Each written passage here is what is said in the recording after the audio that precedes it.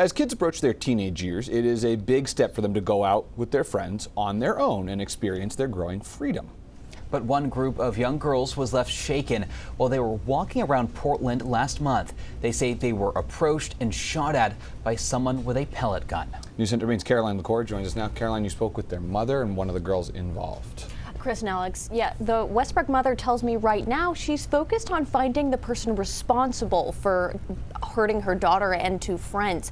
And what perhaps might be even more frightening, she says this is not the first time something like this has happened recently.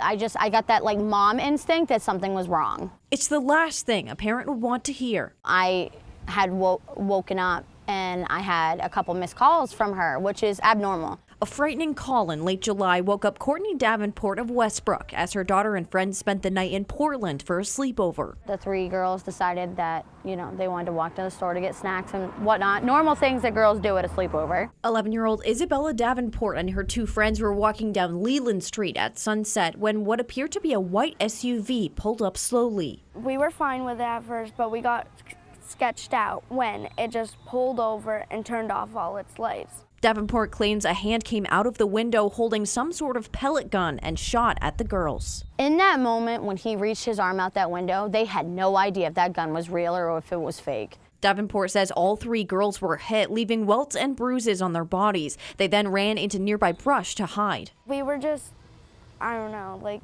we were petrified. After calling Portland police, Davenport says she has had multiple people tell her similar incidents happened to them nearby. They were shot up here Friday night around 9 o'clock, and then the girls were shot here Sunday night. Davenport says she plans to continue to fight for answers for her daughter, who is still shaken up weeks later. I'm one of those moms that you don't mess with my kids. That's one thing you don't do. The Cumberland County Sheriff's Office is also currently investigating multiple pellet gun incidents, according to a recent news release. They say those incidents happened recently in the towns of Gray and Raymond. Portland police tells us they do not think those incidents are related. Chris and Alex. I cannot imagine the thought that those kids had when that hand supposedly came out of the window, and if I was that mom, I'd be doing the same thing. All right, thanks, Caroline.